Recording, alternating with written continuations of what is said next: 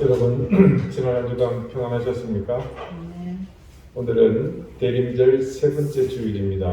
이제 다 같이 자리에서 일어나셔서 우리의 마음과 정성을 다해 대림절 세 번째 주일 예배를 하나님 앞에 드리겠습니다.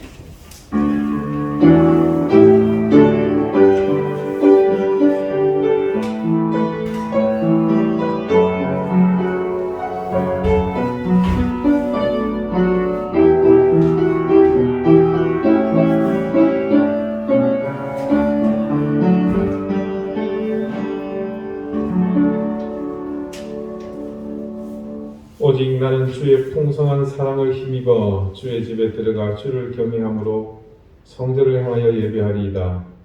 주께 피하는 모든 사람은 다 기뻐하며 주의 보호로 말미암아 열심히 기뻐 외치고 주의 이름을 사랑하는 자들은 주를 즐거워하리이다. 아멘.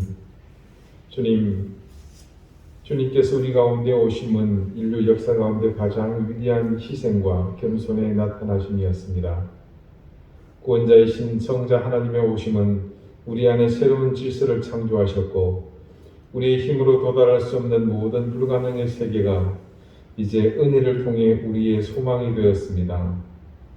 오늘 어느 때보다도 어둠이 창궐한 이 시대에 주님의 오심을 다시 기억하는 우리의 예배와 찬송을 통해 다시금 이 땅에 새로운 소망과 희망의 빛이 비춰지기를 소망합니다. 절망 가운데 그리고 소외와 버려짐의 현장 가운데 무엇보다도 분열과 다툼의 현장에 그 빛이 살아 숨쉬는 역사를 구합니다. 오늘 우리의 예배가 바로 그런 소망을 일구는 크나큰 날개짓이 되게 하옵소서. 이 땅의 소망으로 오시는 거룩하신 그 이름 예수 그리스도 이름으로 기원하옵나이다. 아멘. 찬송 1장 함께 찬송하겠습니다.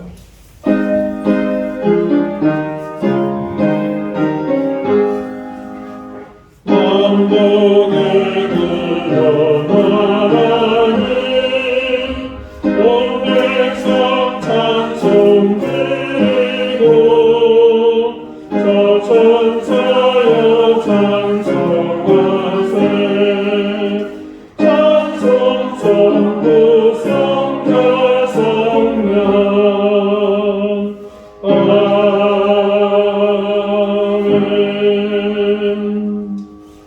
이제 다 함께 참여의 기도를 드리겠습니다. 자비로우신 아버지, 은혜의 하나님, 한없는 아버지의 인자와 자비하심으로 우리는 생명을 얻고 또한 절망 중에도 기쁨과 소망의 은혜를 누리고 있음을 믿습니다. 하지만 우리에게 주신 소망과 기쁨은 온전히 우리 자신만을 위한 이기적 바람과 욕망을 채우는 일에만 국한된 극히 의롭지 못한 행동들 뿐이었습니다.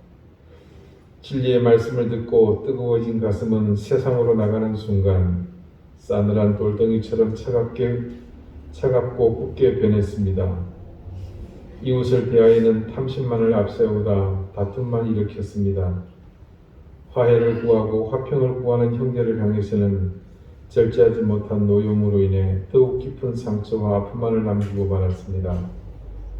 하나님께서 우리의 양식을 풍족하게 하셔서 우리 곳간에는 양식이 차고 넘쳤지만 이웃의 배고픔과 굶주림에는 관심조차 가지지 못했습니다. 무엇이 내게 유익하며 이익이 될지 손해보는 것을 어떤 것인지 늘 양손에 이것저것 주워들고서 저울질하느라 양손을 정신이 오가며 바라보던 우리의 눈은 가자미 눈이 되어버렸고 미시하도 못해 구분조차 못할 작은 이익에 몸서리치는 불쌍하고도 가여운 삶을 살았습니다. 주여 우리의 이 못난 삶을 긍휼히 여기시고 주님 앞에 부끄러움 없이 서게 해 주십시오.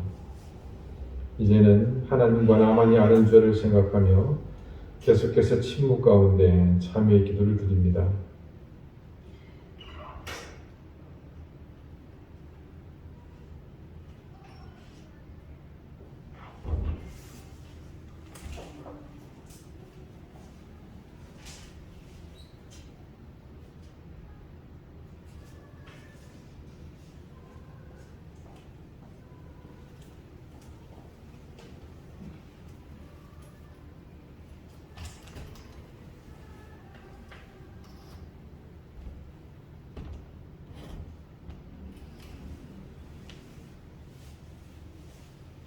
하나님께서는 자신의 부끄러운 죄를 솔직하게 고백하는 사람들에게 말씀하십니다. 그가 빛 가운데 계신 것 같이 우리도 빛 가운데 행하면 우리가 서로 사귐이 있고 그 아들 예수의 피가 우리를 모든 죄에서 깨끗하게 하실 것이요. 아멘. 이제는 사도신경으로 우리의 신앙을 고백하오니 나는 전능하신 아버지 하나님 천지의 창조주를 믿습니다. 나는 그의 유일하신 아들 우리 주 예수 그리스도를 믿습니다. 그는 성령으로 잉태되어 동정녀 마리아에게서 나시고 본디오 빌라도에게 고난을 받아 십자가에 못 박혀 죽으시고 장사된 지 4일 만에 죽은 자 가운데서 다시 살아나셨으며 하늘에 오르시어 전능하신 아버지 하나님 우편에 앉아 계시다가 거기로부터 살아있는 자와 죽은 자를 심판하러 오십니다. 나는 성령을 믿으며 거룩한 공교회와 성도의 교제와 죄를 용서받는 것과 몸의 부활과 영생을 믿습니다. 아멘. 자리에 앉으시기 바랍니다. 이제 다 함께 성시를 교독하겠습니다. 성시는 교독문 117번 구주광님 세 번째입니다.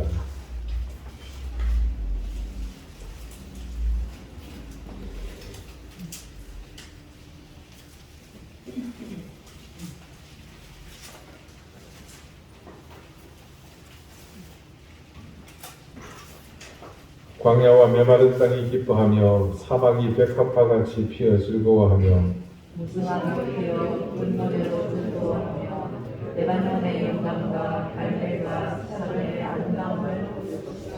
그것들이 여호와의 영광 곧 우리 하나님의 아름다움을 보리로다. 너희는 간성을 강하게 하며 겁내는 자들에게 이르기를 굳세어라 두려워하지 말라 보라 너희 하나님이 오사 보복하시며 갚아주실 것이다. 하나님이 오사 너희를 도와주려 하라. 그때에 맹인의 눈이 밝을 것이며 못 듣는 사람의 귀가 열릴 것이며 그때 쓰는 사슴같이 될 것이며 나는 자에게는 노래하리라. 이는 광야에서 물이 솟겠고 사막에서 시내가 흐를 것이니라. 넓은 사막이 변하여 요식에 되며 메마른 땅이 변하여 넘침이 될 것이며 승냥이에 눕던 곳에 풀과 갈대와 부들이 날 것이며 거기에 들어가 있어 그 길을 거룩한 길이라 일컫는다더니 깨끗하지 못한 자는 지나가지 못하겠고 오직 구속함을 입은 자들을 위하여 있게 될 것이라. 아멘. 기도드리겠습니다. 깊은 어둠에 잠겨있는 이 땅에 구원과 생명의 빛으로 오신 주님, 오늘 주님의 오심을 고대하는 세 번째 촛불을 밝혔습니다. 우리의 유한함은 오로지 하나님의 은혜로만 그 결핍을 채울 수 있기에 우리는 또다시 새롭게 우리의 인생을 구원으로 이끄실 구주의 강림을 고대합니다. 세상의 화려함 속에서 진실을 지나가지 않게 하여 주시고 우리의 눈은 마땅히 보아야 할 것을 우리의 귀는 마땅히 들어야 할 것을 보고 듣게 해 주십시오. 세상은 언제나 흑암 가운데 있습니다. 죄를 스스로 벗어버릴 능력이 없는 그런 인생들이기에 어둠은 당연했고 그래서 이 내적 어둠을 가리고자 온 세상을 환히 불밝혔으나 우리 심중 깊이 드리워진 죄로 인한 어둠은 도무지 그칠 줄을 모릅니다. 언제부터인가 우리 삶의 자리는 불이 꺼지지 않는 그런 밤이 되었지만 모순되게도 우리는 더욱 깊은 암흑 속으로 빠져듭니다. 우리의 삶을 지배하는 절제되지 못한 탐욕, 그 탐욕과 더불어 큰 힘을 뿜어내는 욕망이 하나님 더 이상 뻗어나지 않도록 잠재워 주시고 빛으로 오시는 주님을 향해 겸비하면서 이 어둠을 몰아낼 때까지 생명의 빛을 더해 주십시오. 하나님, 우리 교회를 긍휼히 여겨 주십시오. 하나님의 뜻을 온전히 헤아리며 우리가 가고 싶은 길이 아닌 하나님이 원하시고 바라시는 길을 찾게 해 주십시오. 세상의 이치와 논리에 휩쓸리지 않게 하시고 우리 속에 가시지 않는 분노와 허탈은 버리게 하시며 모든 것을 합력하여 선을 이루시는 하나님 앞에 무릎 꿇게 하셔서 더욱 깊은 성취를 이루시는 하나님의 경륜을 깨닫는 그런 시간 되게 해 주십시오. 새로운 변종 오미크론의 등장으로 세간이 또다시 두려움에 빠졌습니다. 더군다나 이곳 제주는 전국 단위 가장 많은 확진자가 발생하고 있습니다. 우리 교우들을 이 위협으로부터 지켜주시고 무분별하게 쏟아져 들어오는 관광객의 발길이 잦아들게 해주십시오. 위기에 빠질수록 우리는 더욱 주님을 의지하는 것이 살 길임을 알고 있습니다.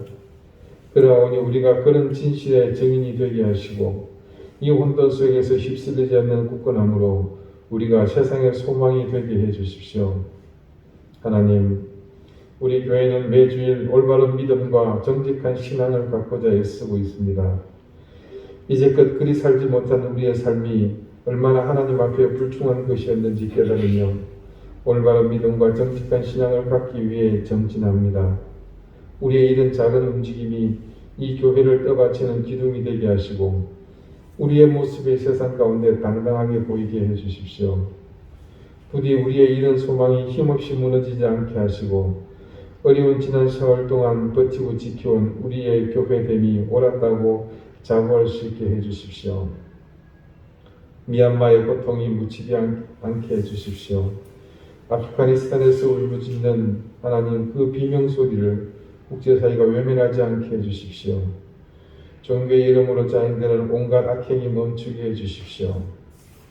코로나 팬데믹 속에서 이 위협을 극복하지 못하는 후진국들을 하나님께서 불쌍히 여겨주십시오. 하나님, 우리 사랑하는 교우들의 삶의 현장을 지켜주시기를 또한 간절히 구합니다. 생업의 어려움을 겪지 않게 지켜주시고 우리 사랑하는 자녀들이 하나님의 은혜와 긍휼을 덧입고 성장과 성숙에 어려움이 없도록 하나님께서 모든 것을 지켜주십시오. 군복무 중인 자녀에게 하나님께서 평안함을 더해주십시오. 유학 중에 공부하고 있는 자녀들에게 하나님께서 지혜와 명철을 더해주십시오. 특별히 우리 가운데 육신이 약한 지체들을 기억하사 하나님 긍휼의 손길을 더해주십시오. 우리 양재홍 집사님을 하나님께서 굳건히 붙드사 이 모든 치유의 과정 가운데 역사하시는 하나님의 손길을 느끼고 귀한 아들이 하나님 속히 건강을 회복하게 해주십시오. 우리 최보정 집사님 스스로 회복 중에 있사오니 하나님께서 귀한 여종이 온전해지고 더욱 튼튼해질 수 있도록 주님께서 굳건한 손으로 붙잡아 주십시오. 연로하신 교회 어른들의 건강을 지켜주시고 어린 시우로부터 시작해서 우리에게 주신 귀한 자녀들이 지혜와 총명, 강건함을 잃지 않도록 하나님께 늘 평강의 은혜로 인도해 주십시오. 이 예배를 통해 주실 은혜와 하나님의 평강, 사랑을 고대하오며 예수 그리스도 이름으로 기도드리옵나이다. 아멘.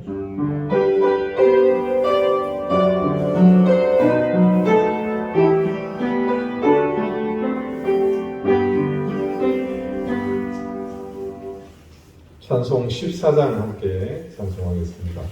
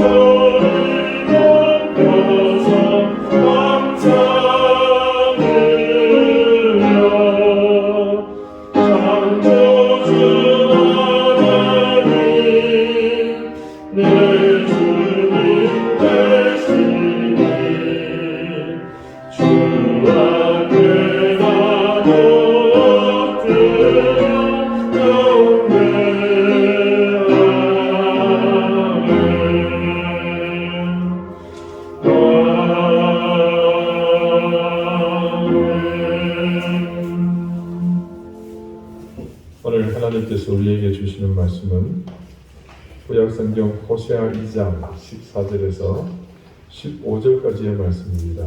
구약 1258쪽입니다.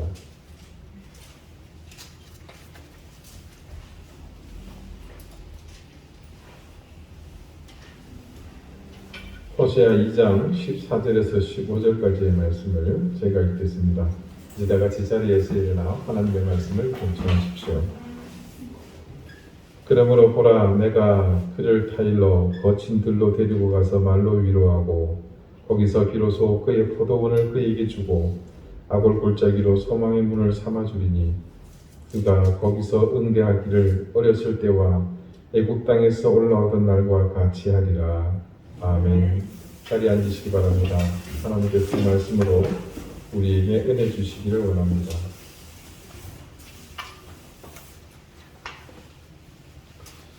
우리가 오늘 함께 읽은 이 호세아 2장 14절부터 말씀의 분위기가 조금 달라지는 것을 여러분 느끼셨을 겁니다. 여러분 성경책을 보시면 임의로 이 부분에 대한 제목을 붙여놨죠.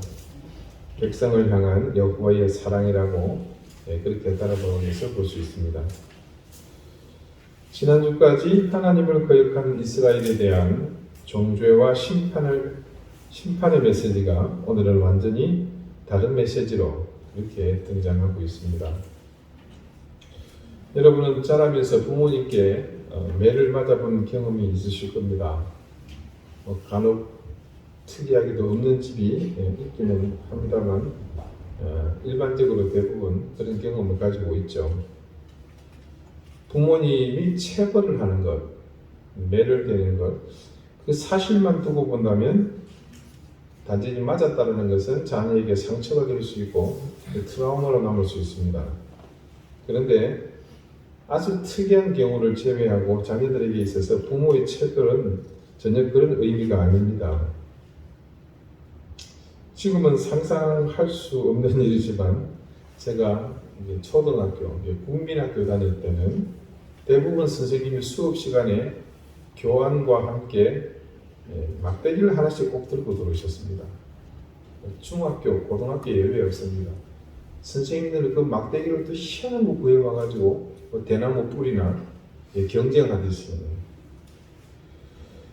제가 어린 시절을 보낸 곳은 경남 함양의 산골입니다. 당시 초등학교 그래도 규모가 있어서 한 1,500명 정도 학생들이 있었습니다. 제가 다니던 70년대 초등학교는 재미있게도 고학년, 4학년부터는 남녀를 이렇게 갈라서 반 편성을 했습니다.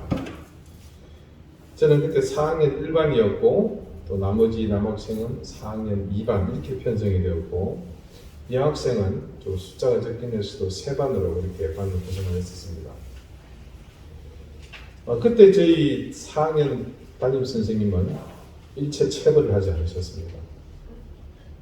1년을 지내는 동안 단 한 건도 없었고 어느 누구도 맞은 아이는 없습니다. 하지만 옆반 2반의 경우는 달랐습니다. 2반 선생님은 인상부터가 흠상궂게 생겨서 다들 그 2반에 편성되지 않은 것을 천만다행으로 생각했습니다. 지금도 기억이 생생한 것이 옆반에서는 심심하면 매 맞는 소리가 들립니다. 선생님이 호통치는 소리와 더불어 하루에도 2번 반복되는 경우가 있고요. 심지어는 방과 후에도 그런 일은 지속되었습니다.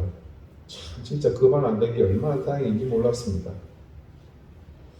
언젠가 시골은 다 같은 학교 다니니까요. 친구들, 동창들과 만나서 성인이 되었을 때 그때 이야기를 잠시 할 기회가 있었습니다. 니들 그때 2반이었잖아. 너네 선생님은 왜 맨날 니들 몇 타자겠냐? 정말 힘들었겠다. 그 사람 진짜 또라이 아니었냐? 그런 식으로 얘기를 했습니다. 그런데 그 말을 들은 그 당시 2반이었던 친구들은 이구동성으로 손살에 치면서 그렇지 않다고 했습니다. 그리고 그들은 예외 없이 초등학교 6년 동안 가장 기억에 남는 고마운 선생님이 4학년 때 그 선생님이었다고 얘기를 하는 겁니다. 맨날 얻어맞았으면서 그게 뭔 되지도 않는 소리냐 했더니 그때 자기들이 맞은 그 매가 상처나 트라우마가 된 것이 아니라 선생님이 정말 자기들 사랑표라고 그렇게 애정을 담아 때리는 매였다고 말하는 겁니다. 요즘 같으면 상상도 못할 일이었지만 그 당시 그런 선생님의 훈육은 정말 사랑을 담은 제자 사랑의 체벌이었습니다. 제 아이가 큰애가 6학년 때 선생님에게 매를 맞은 적이 있습니다. 그 아이가 2000년생이니까 2012년 아주 근래 일이죠. 서울 시내 한가운데 초등학교 그것도 사립학교에서 체벌이 있었다는 것은 뉴스거리가 될 만한 일입니다. 그 사실을 뒤늦게 알고 아이 엄마가 마음이 아팠습니다. 다른 것보다 아이가 그냥 맞았다는 것에 대한 엄마로서의 아픔입니다. 서운함을 표하는 아이 엄마에게 저는 그런 생각은 그만두라고 했습니다. 제가 그렇게 한 이유는 아이에게 매를 드신 그 선생님의 마음을 알기 때문이었습니다. 요즘 세대의 부모들이 대부분 그렇지만 기 죽는다고 자녀들이 하는 거 막지 않습니다. 의지를 꺾는 일을 양육의 올바른 방법이 아니라고 생각을 하는 거죠. 그래서 학교에서 잘못하건 잘했건 그 여부와 상관없이 무조건 아이에게 제재를 가하는 것을 폭력으로 받아들이는 그런 세태가 되었습니다. 사고가 나더라도 우리 애는 그럴 애가 아니라고 무조건 부인하려고 하고 심지어는 목격자가 있고 결과가 있어도 부모는 인정 안 합니다. 더 심각한 것은 그런 자녀를 훈계하는 교사를 고발하거나 간혹 드라마에도 나옵니다만 그런 선생님에게 폭력을 가하는 학부모들도 있습니다. 그런 가운데 교사가 아이에게 매를 든다는 것은 어지간한 사명감 없으면 불가능합니다. 이런 일은 정말 지극한 제자 사랑이 있어야 가능한 일입니다. 저는 제 아이에게 매를 드신 그 선생님께 너무 감사했습니다. 그분은 부모의 그런 비난과 공격을 감안하고서 이 아이를 바르게 가르쳐야겠다는 사명감으로 그렇게 하신 것이라는 사실을 제가 잘 알았기 때문입니다. 그리고 더 감사한 것은 매를 때는 아이의 부모인 제가 자신이 그렇게 아이를 가르치는 것을 충분히 이해할 것이라고 믿고 했을 것이라는 판단에 더 감사했습니다. 제 아이가 다닌 그 학교는 사립초등학교는 기독교 재단입니다.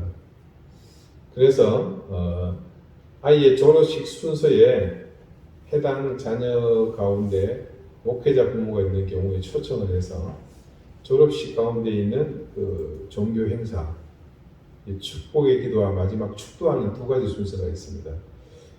그것을 제가 맡아서 참석한 적이 있습니다. 그때 저는 놀라운 장면을 보았습니다. 제 아이의 그 담임 선생님, 매를 드신 그 선생님이 졸업식이 끝날 무렵 되니까 계속해서 눈물을 훔치는 것이 아니겠습니까? 그분의 눈물은 제자를 얼마나 가슴으로 품고 사랑했는지 알 수 있는 확실한 증거였습니다. 그 선생님은 남자 선생님입니다. 그때 해병대에서 장교로 복무한 전혀 어울리지 않는 캐릭터죠. 정말 그런 프로필에 어울리지 않게 눈물이 많으신 분이라고 졸업생들 사이에도 소문이 자자합니다. 그렇게 정말 진심 어린 마음으로 제자들을 사랑해 주시는 선생님이었기에 저희도 잊을 수가 없습니다.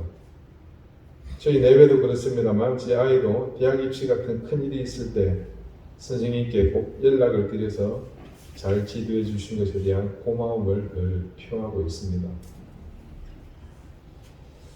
비단 고향 친구가 아니더라도 제각기 다른 학교에 다니던 친구들도 모두 같은 말을 합니다. 학교 다닐 때 많이 맞았지만 그래도 그때 맞은 기억이 상처가 아니라 자기 부족함을 걱정하신 스승의 사랑이었음을 모두가 세월이 지나고 깨닫게 되었다고 말입니다. 부모님의 매는 다른 이유로 이루 말로 할 수 없습니다. 가정폭력과 구분되는 자녀를 향한 부모의 매는 폭력이 아니라 또 다른 사랑의 행동입니다. 그래서 세월이 지나도 그때의 매는 상처나 트라우마가 아니라 자녀를 더욱 성장시키는 요인이 되고 바르게 인도하는 길잡이가 됩니다. 훈육하는 도구로서의 체벌은 그런 의미입니다. 구약 성경의 후반부는 온통 뿌리난 하나님의 꾸지람이 가득한 예언서들입니다. 제가 성경 전반을 설명하면서 드린 말씀을 한번 생각해 봅시다. 모세 오경의 중심은 하나님이 주신 율법입니다. 이스라엘 백성이 출애굽에서 시내산에 당도했을 때 하나님께서 그들에게 율법을 주셨죠. 그 율법을 중심으로 살아가는 과정을 기록한 것이 이스라엘의 역사서입니다. 하나님의 말씀인 율법이 그들 가운데서 제대로 지켜지고 그 말씀을 중심으로 살게 되니 어떤 일이 일어났습니까? 하나님께서 나라를 부강하게 하셨고 그들에게 풍족한 은혜와 복을 주셨습니다. 그렇게 하나님의 은혜와 복을 누리는 백성들은 그 은혜와 복을 주신 하나님을 향해서 찬양했습니다. 그런 찬양의 기록이 바로 시가서입니다. 시편, 잠언, 전도서, 아가서 등이 바로 그런 내용을 기록한 말씀이죠. 그런데 율법을 내팽개치고 하나님의 말씀대로 살지 않았습니다. 그들 가운데 말씀이 삶에 전혀 영향을 끼치지 못합니다. 그래서 하나님은 직접 불순종하는 백성들의 귀에 들리도록 말로서 하나님의 말씀을 전하는 스피커를 보내십니다. 그들이 바로 예언자, 선지자입니다. 이사야로부터 시작해서 예레미야, 에스겔, 다니엘, 호세아, 요엘, 아모스, 요나, 미가, 나움, 하박국, 스바냐, 학개, 스가랴, 말라기 그 외에도 말씀을 기록하지 않았지만 엘리야와 엘리사, 또 에스라와 느헤미야, 나단 등 이렇게 수없이 많은 선지자가 그 시대에 예언을 했다는 것은 그때 그 당시 하나님의 말씀이 얼마나 그들 가운데 힘을 발휘하지 못했는지 충분히 짐작하고도 남습니다. 그러니까 이런 공식이 성립됩니다. 어느 시대는 선지자가 나타났습니다. 그러면 그 시대는 어떤 시대라는 말입니까? 네. 언뜻 듣기에는 선지자가 나타났다니까 무슨 좋은 일이 있는가 보다 이렇게 생각이 먼저 들 수 있겠으나 이 공식에 따르면 그것은 어떤 의미입니까? 네, 그렇습니다. 선지자가 나타났다는 것은 하나님의 말씀이 제구시를 못하고 있으니 이는 필히 하나님의 말씀이 사라진 악한 시대다. 즉 하나님의 말씀에 대한 불순종과 거역이 있는 그런 악한 시대라는 겁니다. 그런 맥락으로 볼 때 구약 성경, 이스라엘의 다윗, 솔로몬 이후의 역사가 영적으로 얼마나 암울했는지 이 사실 하나만으로도 충분히 가늠할 수 있습니다. 하나님은 그때 잠잠하셨습니까? 아닙니다. 그때 거역하고 불순종하는 자신의 자녀를 향해 매를 기셨습니다. 사람 노릇 못하는 제자를 향해 선생님으로 회초리를 드셨던 겁니다. 우리는 기억합니다. 내 종아리를 때리시던 어머니가 네가 뭘 잘못했는지 말해봐. 저기 손들어 꿇어앉아서 네가 뭘 잘못했는지 생각해, 반성해. 이렇게 말씀하시던 부모님과 선생님의 나무람을 기억합니다. 호세아 1장 1절부터 지난주 13절까지 하나님은 그 마음으로 이스라엘을 나무라셨습니다. 그리고 오늘 하나님은 자녀를 향한 부모의 마음으로, 제자를 향한 스승의 마음으로 단지 체벌을 목적으로 하지 않았음을 밝혀주십니다. 하나님의 징계가 단지 체벌이 목적이었다면 구약 성경은 그렇게 길게 그것도 주제가 같은 내용을 여러 사람들을 통해 반복해서 이렇게 기록할 이유가 없습니다. 그냥 이스라엘이 하나님 보시기에 악을 행했다. 이스라엘이 하나님 보시기에 악을 행함으로 하나님이 그들을 징계하셨다. 끝. 아마 솔로몬이 죽고 난 뒤 아니면 솔로몬의 말전에 그렇게 하나님이 한번 제대로 이스라엘을 패버리시는 것으로 모든 상황은 종료되었을 것입니다. 그러나 이스라엘은 하나님의 자녀입니다. 하나님이 임의로 버리실 수 있는 대상이 아닙니다. 그러므로 이 징계는 징계 자체가 결코 목적이 될 수 없습니다. 그래서 부족하고 유한한 인간 이스라엘을 향한 하나님의 양육은 그 백성이 온전히 하나님의 자녀로서 자기 역할을 다할 때까지 지속하는 것은 당연한 일입니다. 호세아서는 그런 하나님의 마음이 너무나 잘 드러나는 말씀입니다. 이제까지 이스라엘의 죄과를 들춰내시면서 하나님이 왜 분노하고 계시며 어떤 것을 죄악시하시는지 분명하게 말씀하셨습니다. 그리고 그런 삶을 멈추지 않고 지금까지 마음껏 자신의 탐욕대로 살아온 대가를 이제는 치르게 될 처지입니다. 그런데 그렇게 징계로 그들의 삶에 대한 대가를 치르는 것으로 그만이었으면 아마 그들은 더 이상 지구상에 존재하지 않았을 것입니다. 하나님께서 호시아를 통해 엄난한 여인과 가정을 세워 지금까지 이렇게 힘든 여정을 겪게 하셔서 예언하게 하신 목적은 이 과정을 통해 더 착한 아들, 더 훌륭한 제자로 성장시키기 위함이었습니다. 그런 내용이 오늘 2장 14절을 필두로 3장이 시작되는 2장 끝부분까지 이어집니다. 메시지 성경이 오늘 이 부분을 우리가 읽은 14절과 15절 이렇게 번역을 했습니다. 이제 내가 하려는 일은 이것이다. 나는 처음부터 다시 시작하려고 한다. 그녀를 다시 광야로 데려갈 것이다. 우리가 첫 데이트를 했던 곳으로 나는 거기서 그녀에게 구애하며 장미꽃다발을 선물할 것이다. 비탄의 골짜기를 희망의 땅으로 바꾸어 놓을 것이다. 그러면 그녀는 어린 소녀였을 적 그랬던 것처럼 막 이집트에서 나왔을 적 그랬던 것처럼 나를 대할 것이다. 이 유진 피터슨이 번역한 이 부분에서 핵심적인 부분은 바로 이겁니다. 나는 처음부터 다시 시작하려고 한다. 하나님의 계획이 어떤 것부터입니까? 다시 첫사랑의 자리로 돌아가고 싶어 하신다는 겁니다. 이스라엘과의 회복의 시작, 그 핵심은 다시 출발 지점으로의 회귀입니다. 그것은 마치 셔츠에 단추를 채우다 보니 밀려서 잘못 채운 것을 발견했을 때 끼웠던 단추를 모두 풀고서 첫 단추부터 다시 채우는 것과 같은 방법입니다. 공식적으로 이스라엘 백성이 하나님을 만난 시기는 애굽에서 노예 생활을 하고 있을 때입니다.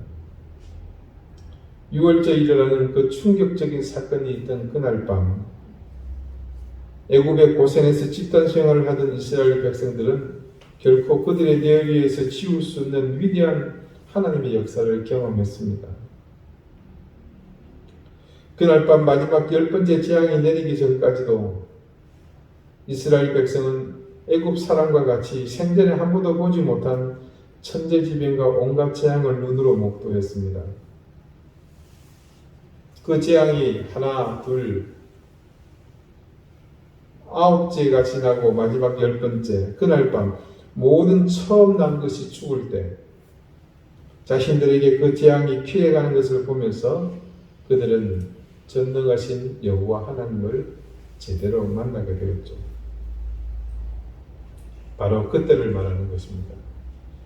그들의 삶의 터전, 비록 고되기는 하지만 먹고 잘 수 있는 터전을 버리고 생전 듣지도 보지도 못한 가나안으로 가라는 하나님의 명령 하나 믿고 모든 것을 버리고 떠날 수 있었던 그때로 다시 돌아가고자 합니다.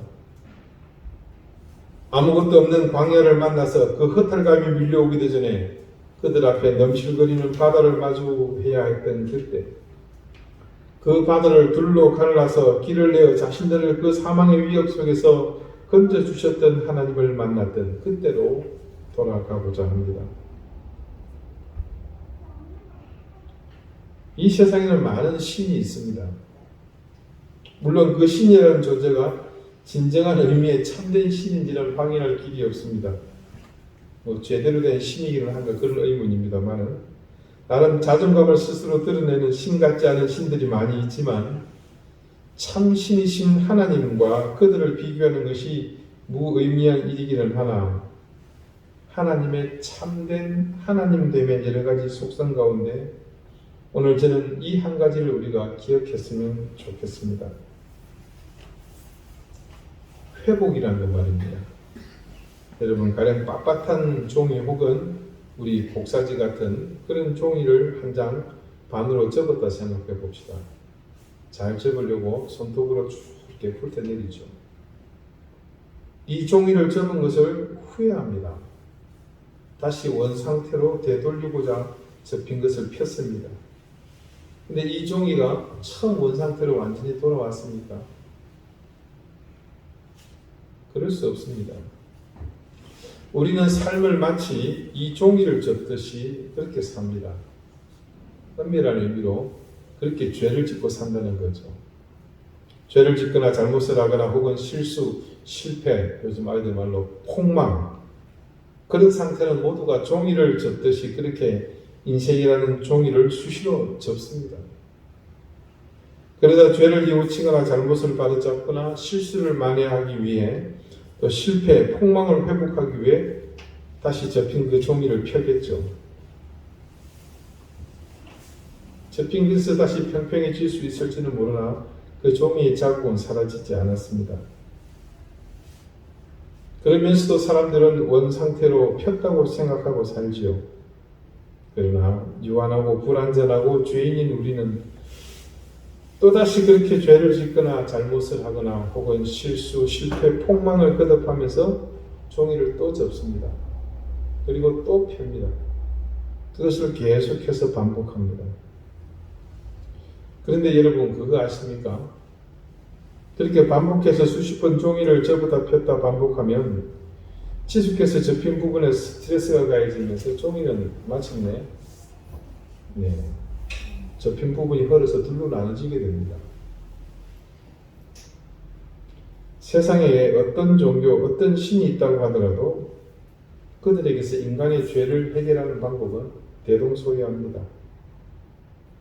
설령 죄를 짓거나 잘못을 하거나 혹은 실수, 실패, 폭망을 한다고 하더라도 세상의 여타른 종교, 다른 신들에게는 마치 종이를 접었다가 편 것처럼 자국이 남게 되고 종국에는 접었다 폈다 반복한 종이의 결말과 결코 다르지 않습니다. 결코 온전히 모든 것을 원상태로 되돌릴 수 없다는 말입니다. 그런데 하나님은 그들과 같지 않습니다. 그분의 회복은 어렸을 때와 애굽 땅에서 올라오던 날과 같이 하리라. 하나님은 그들을 처음 만났던 그때로 다시 돌이키시겠다고 선언하고 계십니다. 이 말씀은 접었던 종이에 자국이 남는 그런 회복이 아니라 그 종이를 접기 이전과 똑같은 상태, 새 종이의 상태로 다시 회복하시겠다는 의미입니다. 하나님이 이스라엘을 심판하시기 위해 그들의 죄를 낱낱이 거론하시고 수많은 선지자를 통해서 회개와 자복을 선언하시는 이유는 단지 일회적으로 그들의 죄를 용서하는 것으로 그치지 않겠다는 그런 뜻입니다.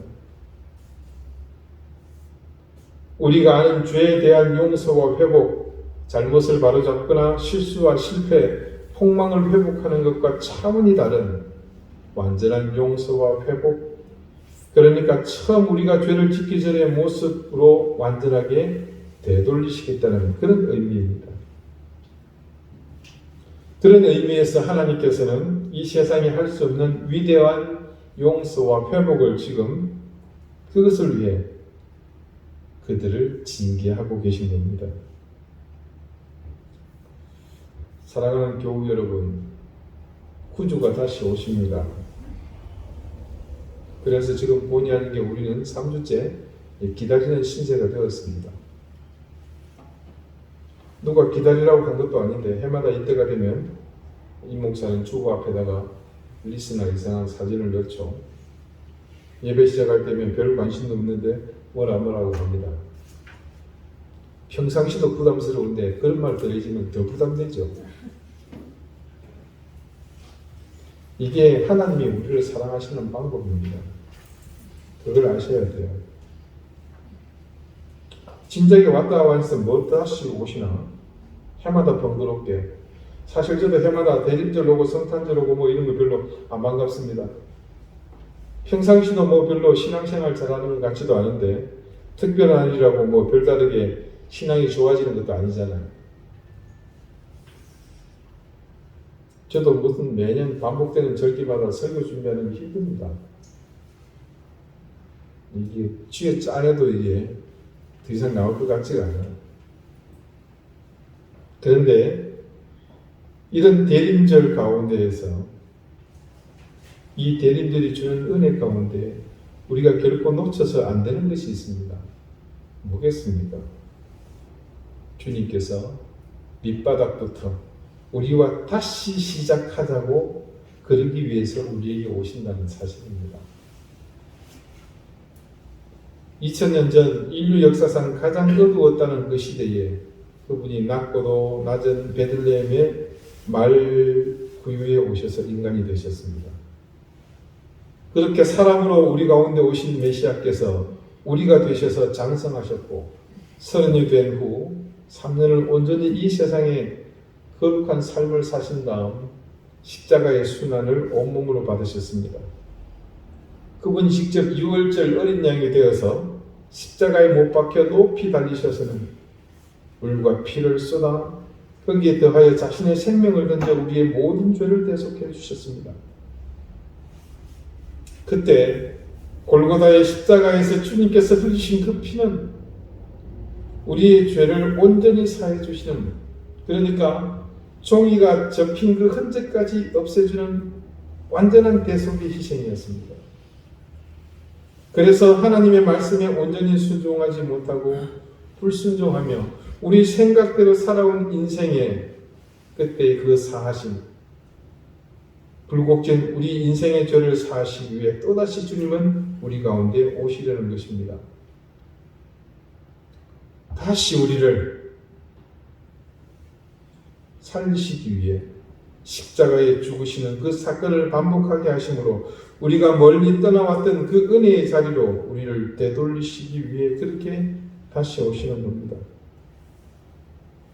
우리가 죄를 지어서 잘못해서 혹은 실수하고 실패하고 폭망해버림으로 제대로 접혀버린 인생의 종이에 깊이 잡을 나도록 접혀버린 그 종이를 접힌 흔적이 보이지 않도록 온전히 펴주시고 이전과 같이 깨끗하게 만들어 주시기 위해서 오시는 겁니다. 오늘은 대림절 세 번째 주일입니다. 대림절을 지나면서 한 주 또 한 주 주일 말씀을 준비하며 깨닫게 되는 놀라운 사실이 있습니다.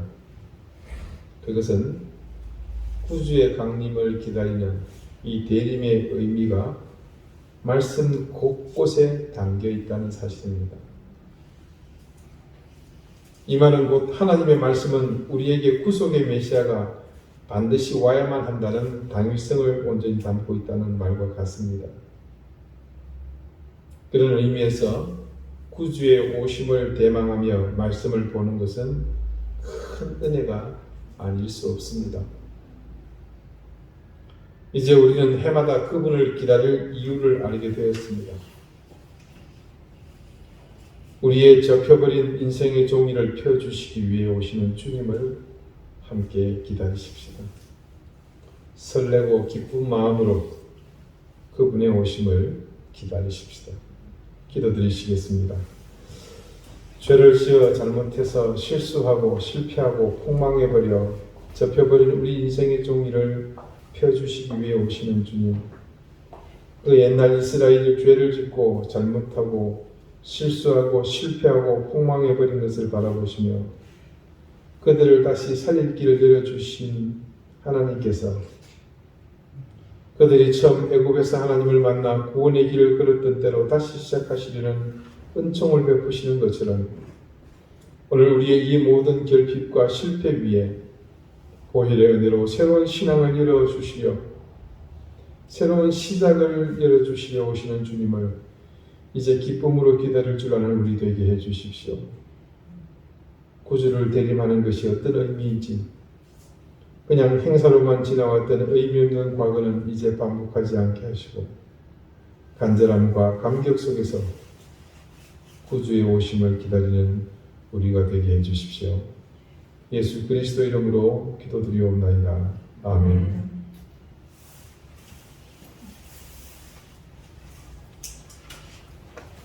찬송가 436장 함께 찬송하겠습니다.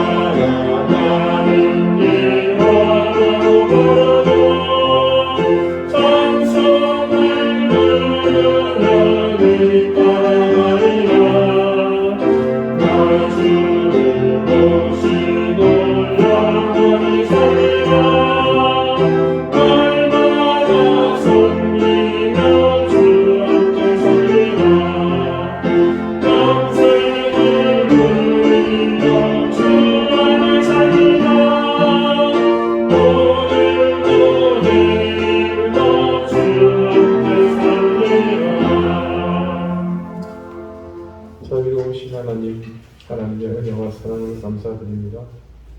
우리에게 귀한 생명을 주셨고 그 생명이 이 세상에서 가장 값진 생명이 되도록 구원으로 인쳐주셔 우리로 하나님의 자녀되게 해주셨음을 감사드립니다.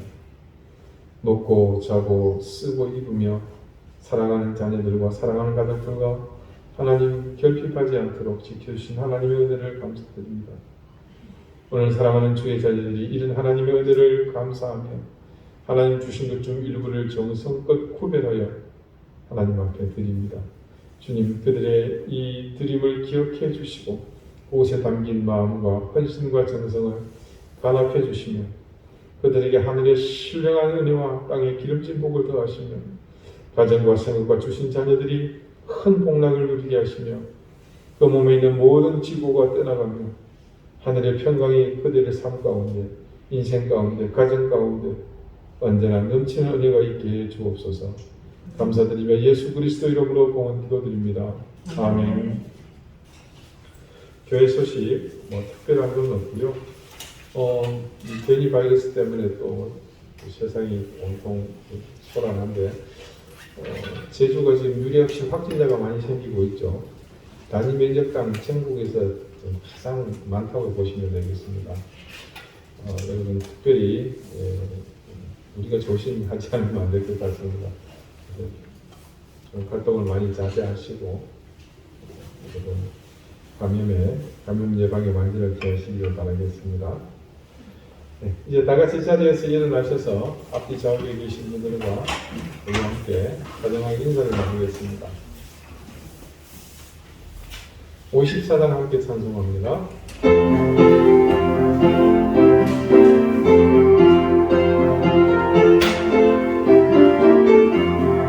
주여 보내오니 너희 나게 하시고 사랑하여 주님으로 이기도록 하시고 광야 같은 세상에서 항상 인도하소서.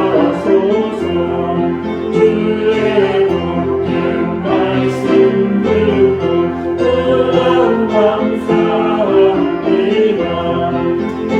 구원받은 주의 성도 열매 맺게 하시며 하나님의 우리 함께 항상 되시옵소서.